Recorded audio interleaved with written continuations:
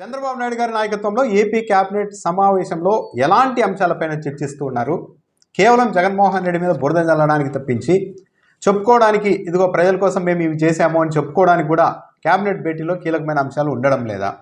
రాసిన అంశాలని ఈనాడు పత్రిక మళ్ళీ మళ్ళీ బ్యానర్ ఐటంగా కూడా ఎందుకు రాస్తారు?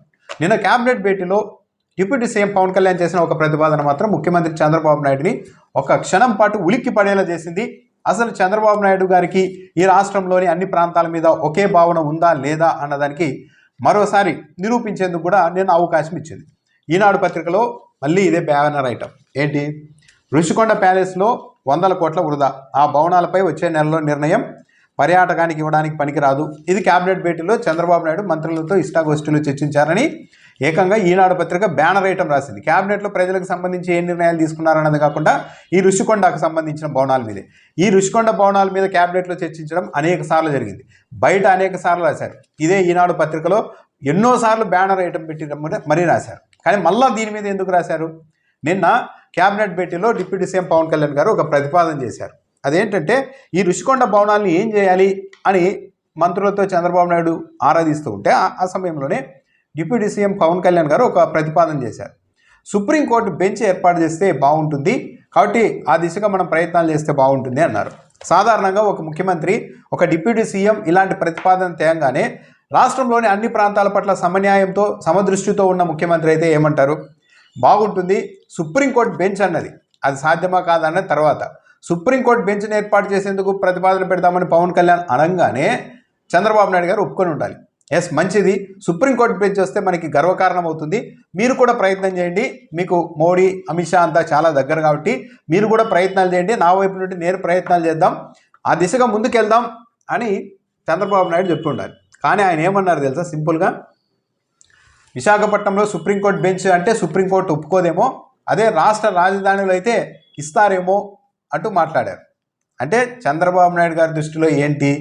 అన్ని హంగులు అన్ని సదుపాయాలు ఉన్న విశాఖపట్నంలో సుప్రీంకోర్టు బెంచ్కు ఏర్పాటుకు సుప్రీంకోర్టు ఒప్పుకోదు, కానీ ఇంకా పునాదుల దశలో ఉన్న అమరావతిలో అయితే ఇస్తారేమో, రాష్ట్ర రాజధాని కాబట్టి ఇస్తారేమో అని చంద్రబాబు నాయుడు అంటున్నారంటే ఆయన ఉద్దేశం చాలా క్లియర్. విశాఖపట్నంలో ఏది కూడా ఒక ప్రతిష్టాత్మకమైన, ఒక విశాఖలోని కాదు ఈ స్టేట్లో ఎక్కడా కూడా అమరావతికి సవాల్ చేసేలాగా ఒక ప్రతిష్టాత్మకమైన ఇన్స్టిట్యూట్ కానీ ఒక వ్యవస్థ కానీ మరో చోట ఉండకూడదు. ఉంటే అమరావతిలోనే ఉండాలి, విశాఖపట్నంలో కూడా ఉండకూడదు. నిన్న క్లియర్గా ఆయన ఉద్దేశం అదే. పవన్ కళ్యాణ్ రుషికొండ భవనాల్లో సుప్రీంకోర్టు బెంచ్కు ఆలోచన చేద్దామనగానే అక్కడ ఒప్పుకోరు, అమరావతిలో అయితే ఒప్పుకుంటారని మాట్లాడుతూ ఉన్నారంటే విశాఖపట్నంలో సుప్రీంకోర్టు బెంచ్ వస్తే ఆ ప్రాంతానికి మళ్ళీ ఫోకస్ పెరుగుతుంది, ఆ దిశగా ఎక్కువ మళ్ళీ అటువైపు వెళ్ళే అవకాశం ఉంటుంది పెట్టుబడిదారులు అంతా.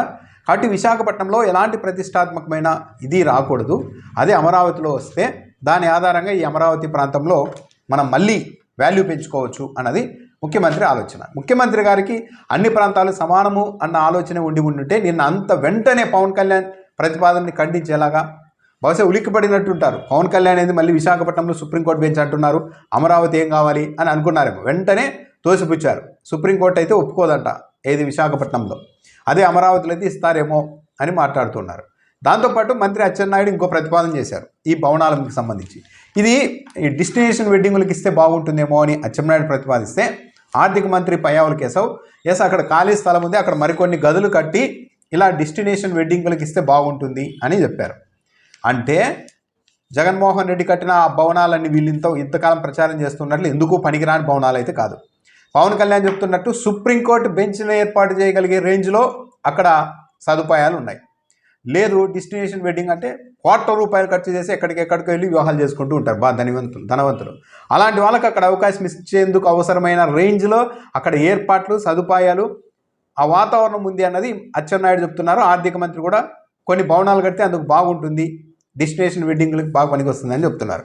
అంటే ఆ రేంజ్లో భవనాలు కడితే ఇంకా నిన్న కొంతమంది ప్రతిపాదన చేశారు మంత్రులు, ప్రజల్ని సందర్శన కోసం పంపిద్దామని. ఇది ఒక కుట్రపూరితమైన ఆలోచన. ఆ భవనాల దగ్గరికి ప్రజలందరినీ పంపించి సందర్శకుల్లాగా పంపిద్దాం టికెట్లు పెట్టి అని అంటున్నారంటే ఇదంతా ఏంటంటే ఒక కుట్రపూరితమైన ఆలోచన. సామాన్యులకు ఇప్పుడు చంద్రబాబు నాయుడు గారి ఇంట్లో ఏమున్నాయి సదుపాయాలు, పవన్ కళ్యాణ్ గారి ఇంట్లో సదుపాయాలు ఏ రేంజ్లో ఉంటాయి అన్నది సామాన్యులకు తెలియదు. కానీ అందరిలో ఏ రేంజ్లో ఉండాలో ఆ రేంజ్లో సదుపాయాలు ఉంటాయి ధనవంతుల విషయం. కానీ అతి సామాన్యుల్ని అక్కడికి పంపించడం ద్వారా ఆ భవనాలన్నీ చూసిన తర్వాత రుషికొండలో లగ్జరీగా కట్టారు, అనుమానం ఏం లేదు. అవి చూసిన తర్వాత అసలు ఈ ప్రపంచంలోనే ఎవరింట్లో కూడా ఇలాంటి సదుపాయాలు ఉండవేమో ధనవంతుల ఇళ్లలో, జగన్మోహన్ రెడ్డి ఒక్కరే ఇలా కట్టాడేమో, ఇంత ప్రజాధనం వృధా చేశారు ఇతను అని జగన్మోహన్ రెడ్డి మీద సామాన్య ప్రజల్లో మళ్ళీ ఒక విషయాన్ని నింపాలన్న ఉద్దేశంతోనే ఇలా సందర్శకుల్ని అక్కడికి పంపుదామన్న ఆలోచన కూడా చేశారు. అయితే నిన్న క్యాబినెట్లో అయితే ఓవరాల్గా సందర్శకుల్ని పంపడం కరెక్ట్ కాదు, అక్కడికి దాన్ని ఏదైనా వాడుకోవాలి అన్న ఒక నిర్ణయానికి అయితే వచ్చారు. ఇప్పుడంతా ఏంటి అంటే వాడుకోవడానికి. ఇంకా వీళ్ళు చెప్తున్నట్లు జగన్మోహన్ రెడ్డి ఆయన కోసం, ఆయన సతీమణి కోసం, ఆయన కూతుర్ల కోసమే 4-5 గదులు కట్టుకున్నారు అక్కడ అని చెప్తున్నారు. అది పచ్చి అబద్ధం. వైసీపీ గెలిచి ఉంటే గ్యారెంటీగా విశాఖపట్నాన్ని పరిపాలనా రాజధానిగా చేసేవాళ్ళు. ఎవరు అవునన్నా కాదన్నా ఆ భవనాలు కట్టింది సీఎంఓ ఆపరేషన్స్, అక్కడి నుంటే సీఎంఓ నడవాలన్న ఉద్దేశంతోనే ఆ భవనాలు కట్టారు. వీళ్ళు చెప్తున్నట్లు ఏదో ఓ కుటుంబం ఉండడానికి అవసరమైన స్థాయిలో గదులు కట్టడం కాదు, 400 మందితో ఒకేసారి సమావేశం ఏర్పాటు చేసేందుకు ఒక పెద్ద మీటింగ్ హాల్ కట్టారు. అంటే అధికారులతో ఒక 400 మందితో ఒకేసారి మీటింగ్ జరిపే స్థాయిలో అక్కడ కట్టడాలు ఉన్నాయి. దాంతోపాటు 100 మంది కెపాసిటీతో మరో 4 మీటింగ్ హాళ్ళు కూడా ఉన్నాయి. అంటే ఇవన్నీ ఎందుకు కట్టారు అంటే అక్కడ నుండి ఒక గవర్నమెంట్ను ఆపరేట్ చేయాలి, అధికారులతో సమావేశాలకి, సమీక్షలకి అంత అవసరమైన రీతిలో ఆ కన్స్ట్రక్షన్లో కట్టారు. కానీ ఆ మీటింగ్ హాళ్ళ గురించి, కాన్ఫరెన్స్ హాళ్ళ గురించి మాత్రం ఎక్కడా చెప్పరు. జగన్మోహన్ రెడ్డి మాత్రం కొన్ని గదులు కట్టుకున్నారు తనకు, తన సతీమణి కోసం అని చెప్తూ ఉన్నారు. సరే, ఆ స్థాయిలో కట్టాల్సిన అవసరం ఉందా అన్నది వేరే పాయింట్. కానీ వీళ్ళు చెప్తూ ఉన్నట్లు అదొక నిరుపయోగమైన భవనం, ఎందుకు పనికిరాదు, ఏం చేయాలో దిక్కు తెలియలేదు, ఇవన్నీ పచ్చి అబద్ధాలు. ఏం చేయాలో, ఎలా చేయొచ్చో కూడా ప్రభుత్వ పెద్దలకు ఇప్పటికే ఒక అవగాహన ఉంటుంది. కానీ ఇబ్బంది ఏంటి అంటే ఋషికొండలో అక్కడున్న సదుపాయాలు, అక్కడ జరిగిన నిర్మాణాల ఆధారంగా అక్కడ ఏదైనా ఒకటి ఏర్పాటు చేస్తే అది రాష్ట్రంలోనే మళ్ళీ ఒక ప్రత్యేకమైన పేరు తెచ్చుకుంటుంది, అందరినీ ఆకర్షించే స్థాయిలో అక్కడ వ్యవహారం ఉంటుంది. అది ఇష్టం లేదు. ఒక మంచి ఇన్స్టిట్యూట్, వీళ్ళు చెప్తున్నట్టు సుప్రీంకోర్టు బెంచో లేకుంటే డెస్టినేషన్ వెడ్డింగ్లకి ఇస్తేనో అప్పుడు అది మొత్తం ఈ స్టేట్లోనే ఒక అందరి దృష్టిని ఆకర్షిస్తుంది. ఒక అద్భుతమైన కట్టడంగా అక్కడ వివాహాలకు కావచ్చు, ఇతర అంశాలకు కావచ్చు బ్రహ్మాండమైన లొకేషన్ అన్న ఒక ఇది వస్తుంది. అది వస్తే జగన్మోహన్ రెడ్డి మీద మళ్ళీ బురద చల్లడానికి అవకాశం ఉండదు. వేస్ట్ చేశారు జగన్మోహన్ రెడ్డి ప్రజాధనాన్ని అనడానికి అవకాశం ఉండదు. అందుకనే ఏం చేయాలో తెలియక, అటు పూర్తిగా దాన్ని పక్కన పెట్టలేక ఏదైనా ఒక మంచి వ్యవహారం అక్కడ నడిపితే మళ్ళీ ఎక్కడ జగన్మోహన్ రెడ్డి పేరు వస్తుందో, మనం ఇంతకాలం జగన్మోహన్ రెడ్డి మీద చేసిన ప్రచారం అంతా అబద్ధమని ప్రజలు ఎలా ఎందుకు అనుకుంటారేమో అన్న ఇదితో దాన్ని నానబెడుతూనే ఉన్నారు. పత్రికల్లో, ఈనాడు పత్రికలు క్యాబినెట్ భేటీ జరిగితే మంత్రుల ఇష్టాగోష్ఠిలో మాట్లాడితే దాన్ని బ్యానర్ ఐటంగా పెట్టారు. సరే, ఇదేమన్నా ఈరోజు కొత్తగా అంశం అంటే కొన్నేళ్లుగా ఇదే అంశం మీద వ్యవహారం నడుపుతూనే ఉన్నారు. కానీ ఇప్పటికీ కూడా అధికారంలోకి వచ్చి 9 నెలల తర్వాత కూడా మళ్ళీ ఇంకా ఋషికొండ భవనాల చుట్టూనే తిరుగుతోంది అంటే జగన్మోహన్ రెడ్డి మీద, వైసీపీ ప్రభుత్వం మీద బురద జల్లడానికి ఇంకే అంశాలు లేక ఒకే అంశాన్ని పట్టుకొని, చిన్న అంశాలని పట్టుకొని పదే బురద జల్లేందుకు మాత్రమే వీళ్ళు ప్రయత్నాలు చేస్తూ ఉన్నారన్నది దీన్ని బట్టి స్పష్టంగా అర్థమవుతుంది.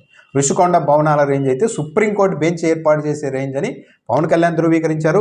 ఒక బెస్ట్ డెస్టినేషన్ వెడ్డింగ్ల కోసం అది ఒక కేంద్రంగా అవుతుందని మంత్రులే చెప్తున్నారు. అంటే వాడుకోవాలి, వాటిని సద్వినియోగం చేసుకోవాలి అన్న ఆలోచన ఉంటే అక్కడ అద్భుతంగా ఆ కేంద్రాన్ని తయారు చేసుకోవచ్చు. కానీ అలా చేస్తే మనకి ఏం బ్యాడ్ నేమ్, మనకు మంచి పేరు రాకపోగా జగన్మోహన్ రెడ్డికి మంచి పేరు వస్తుంది కదా అన్న ఈ ఆలోచనతోనే దీన్ని ఇంత వివాదం చేస్తూ ఉన్నారన్నదైతే అనిపిస్తోంది.